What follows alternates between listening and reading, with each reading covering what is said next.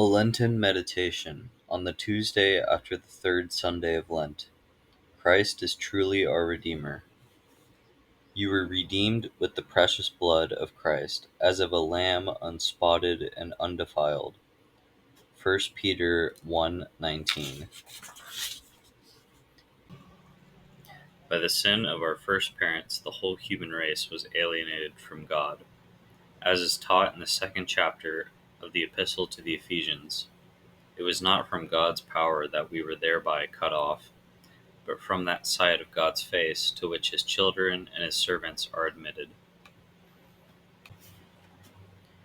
Then again we descended beneath the usurped power of the devil. Man had consented to the devil's will, and thereby had made himself subject to the devil. Subject, that is to say, as far as lay in man's power. For since he was not his own property, but the property of another, he could not really give himself away to the devil. By his passion, then, Christ did two things.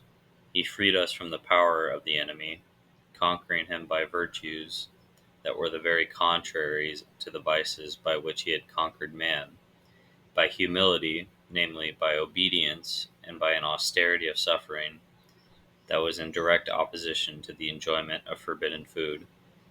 Furthermore, by making satisfaction for the sin committed, Christ joined man with God and made him the child and servant of God.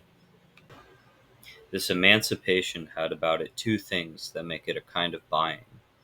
Christ is said to have bought us back, or to have redeemed us, inasmuch as he snatched us from the power of the devil, as a king is said, by hard-fought battles, to redeem his kingdom that the enemy has occupied.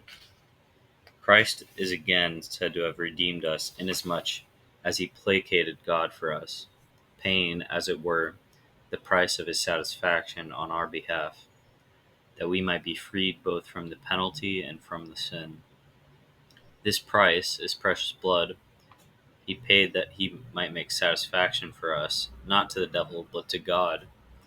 Again, by the victory that his passion was, he took us away from the devil.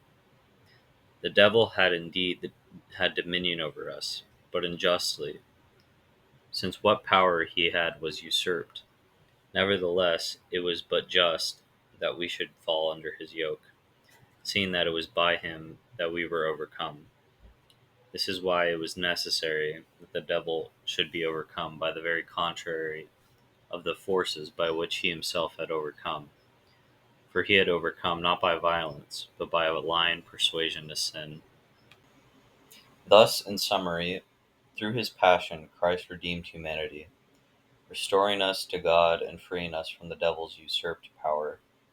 Sin had alienated mankind from God and subjected us to the devil's influence, though we remained God's own.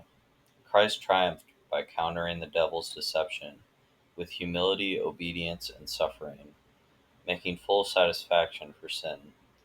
His redemption was not a payment to the devil, but an offering to God, securing our liberation from both sin and its penalty. By his sacrifice, Christ justly overturned the devil's unjust dominion, reclaiming us through the very virtues opposed to our fall.